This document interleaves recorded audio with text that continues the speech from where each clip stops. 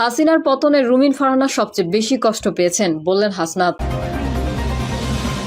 15 বছরে যেটা হয়নি আজ সেটা হলো, যাদের জন্য লড়েছি তারা এখন ধাক্কা দেয় বললেন রুমিন ফারহানা। বিএনপি নেতা ফজলুর রহমানকে শোকজ, 24 ঘন্টার মধ্যে জবাব দেওয়ার নির্দেশ। জানাবো খালেদা জিয়া ও ইসহাকদারের মধ্যে কি আলোচনা হলো, এবং সর্বশেষ জানাবো রুমিন ফারহানার পোষ্যকর্মীরা এনসিপি নেতাকে আঘাত করেছে সার্জিস আলম। এতক্ষণ শুনছিলেন সংবাদ শিরোনাম, এবারে বিস্তারিত। তবে তার আগে অনুরোধ থাকবে আমাদের চ্যানেলটি সাবস্ক্রাইব করে বেল আইকনটি ক্লিক করুন।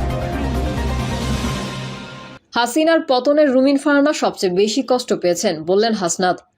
জাতীয় নাগরিক পার্টির দক্ষিণাঞ্চলের আহ্বায়ক হাসনাত আব্দুল্লাহ বলেছেন, বিএনপির মধ্যে অনেকেই আওয়ামী বিষয়ক সম্পাদক হয়ে রয়েছেন, তাদের মধ্যে অন্যতম রুমিন ফারহানা। হাসিনার পতনে রুমিন ফারহানা সবচেয়ে বেশি কষ্ট পেয়েছেন। হাসনাত আব্দুল্লাহ বলেন, অতীত কাঠামোতে নির্বাচন কমিশনারদের নিয়োগ দেওয়া হয়েছে। ইসির বস্তুনিষ্ঠ ভূমিকাকে আমরা সবসময় প্রশ্নবিদ্ধ করে এসেছি। যে ন্যাক্কারজনক ঘটনার সাক্ষী পুরো বাংলাদেশ হয়েছে, এটি মূলত আগামী নির্বাচন কেমন হতে পারে, সেই নির্বাচনে বিএনপি কি ভূমিকা রাখবে এবং পুলিশ যেই দর্শকের ভূমিকা রাখবে সেটি আজকে প্রমাণ হয়ে গিয়েছে।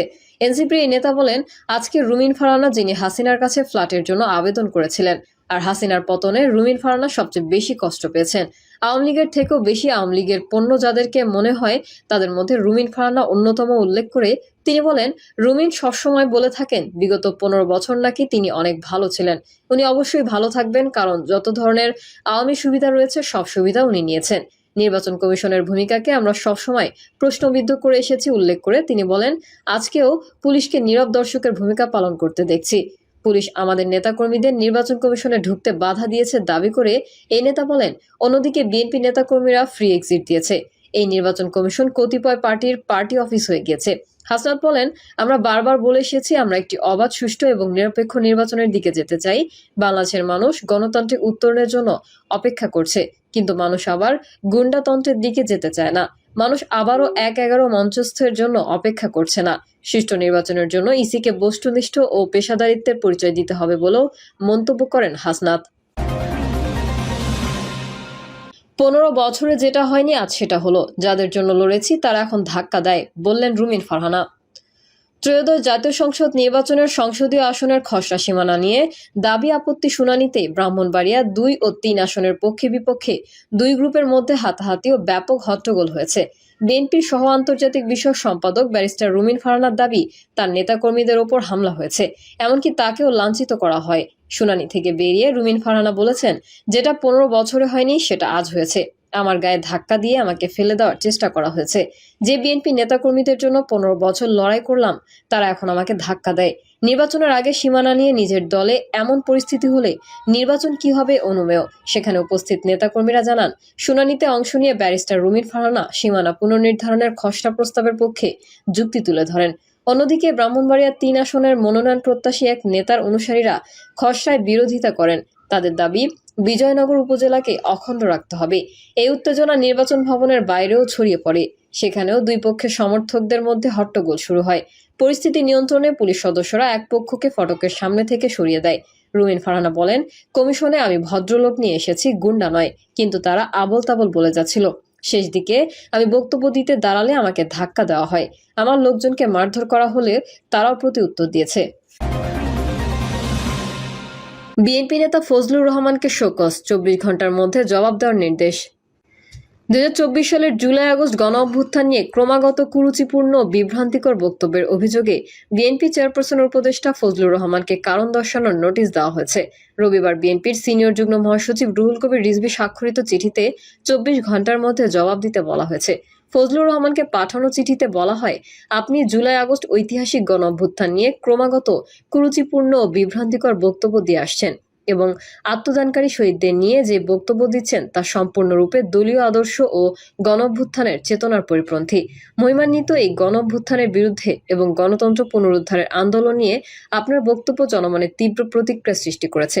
আপনার বক্তব্য দলের সুনাম ক্ষুণ্ণ করার সুপরিকল্পিত চক্রান্তের প্রয়াস বলে অনেকেই মনে করে। এমনকি আপনি জনগণের ধর্মীয় অনুভূতিতেও আঘাত দিয়ে কথা বলেছেন।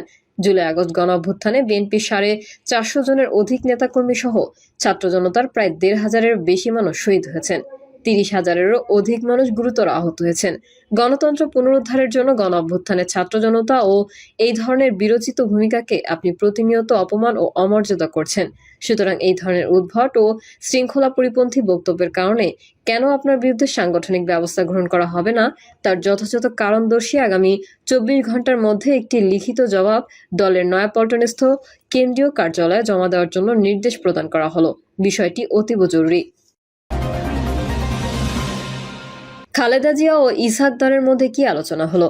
সাবেক প্রধানমন্ত্রী ও বিএনপি চেয়ারপারসন খালেদা জিয়ার সঙ্গে সৌজন্য সাক্ষাৎ করেছেন ঢাকায় সফররত পাকিস্তানের উপপ্রধানমন্ত্রী ও পররাষ্ট্রমন্ত্রী ইসহাক দার।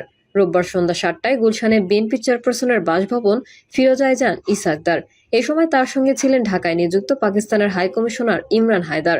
বৈঠকে বিএনপির পক্ষে উপস্থিত ছিলেন দলের মহাসচিব মির্জা ফখরুল ইসলাম আলমগীর, স্থায়ী কমিটির সদস্য ডক্টর AZM জাহিদ হোসেন ও খালেদা জিয়ার একান্ত সহকারী ABM আব্দুস সাত্তার। বৈঠক শেষে ডক্টর জাহিদ বলেন, আগামীতে পাকিস্তানের জনগণের সঙ্গে বাংলাদেশের জনগণের সম্পর্ক কিভাবে স্বাভাবিক করা যায় এসব নিয়ে আলোচনা হয়েছে। বিএনপির ভারপ্রাপ্ত চেয়ারম্যান তারেক রহমানের নেতৃত্বে বাংলাদেশ এগিয়ে যাবে বলে আশাবাদ ব্যক্ত করেছে পাকিস্তান। এছাড়াও বিএনপি চেয়ারপারসনের শারীরিক পরিস্থিতি নিয়ে সেখানে আলোচনা হয়েছে। গতকাল দুপুর 2:30টার পর পাকিস্তানের বিশেষ একটি ফ্লাইটে ঢাকায় পৌঁছান ইসহাক দার।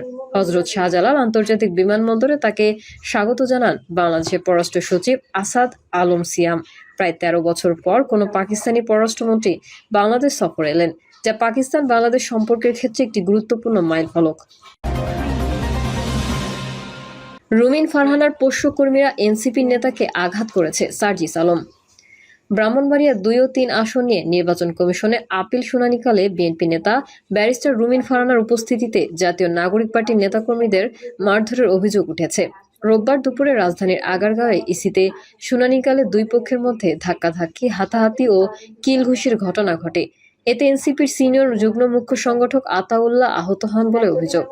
এনসিপির মুখ্য সংগঠক সার্জিস আলম ফেসবুকে এক পোস্টে অভিযোগ করে লিখেছেন, একদিকে জনাব রুমিন ফারহানার পোষ্যকর্মীরা এনসিপির কেন্দ্রীয় নেতাকে শারীরিকভাবে আঘাত করছে, আর অন্যদিকে জনাব রুমিন ফারহানা গাল মুখ ফুলিয়ে বিএনপির কেন্দ্রীয় নেতা ও আইনজীবী ভাব নিয়ে অন্যদিকে মুখ ফিরে দেখেও না দেখার ভান করছে। তিনি আরও লিখেন, টকশোতে বড় বড় সুশীলতা দেখানো যায়, লেকচার দেয়া যায়, কাজ দিয়ে প্রকাশ পায় কে সুযোগ পেলে আবার আগের পথে হাঁটবে আর কে সংশোধন হবে। এনসিপির নেতা আতাউল্লাহ অভিযোগ, শুধুমাত্র সীমানা পুনর্নির্ধারণের বিরোধিতা করে আপিল করার তার উপর হামলা চালানো হয়েছে। এই প্রসঙ্গ টেনে সার্জিস লিখেন, বিএনপিকে আওয়ামী লীগের চরিত্র ধারণ করতে চায় জোরজার মুল্লুকতার, এই সুযোগ আর দেওয়া হবে না। অন্যদিকে রুমিন ফারহানা দাবি করেছেন, প্রথমে তাকেই ধাক্কা দেওয়া হয়। তিনি বলেন, আতাউল্লাহ পরিচিত মুখ নন, তিনি এনসিপি থেকে এসেছেন না জামায়াত থেকে আমি জানি না। আমাকে ধাক্কা দেওয়ার পর আমার লোকজনও জবাব দিয়েছে। ইসির ভেতরে সংগঠিত এই ঘটনা ঘিরে কমিশনের নিরপেক্ষতা ও নিরাপত্তা ব্যবস্থা নিয়ে প্রশ্ন তুলেছেন এনসিপির নেতারা। প্রিয় দর্শক, এই ছিল এখনকার সর্বশেষ সংবাদ। আপডেট সহ সংবাদ পেতে চ্যানেলটি সাবস্ক্রাইব করে বেল আইকনটি ক্লিক করুন। কমেন্টে আপনার মতামত জানিয়ে আমাদের সাথেই থাকুন। ধন্যবাদ সবাইকে। আল্লাহ হাফেজ।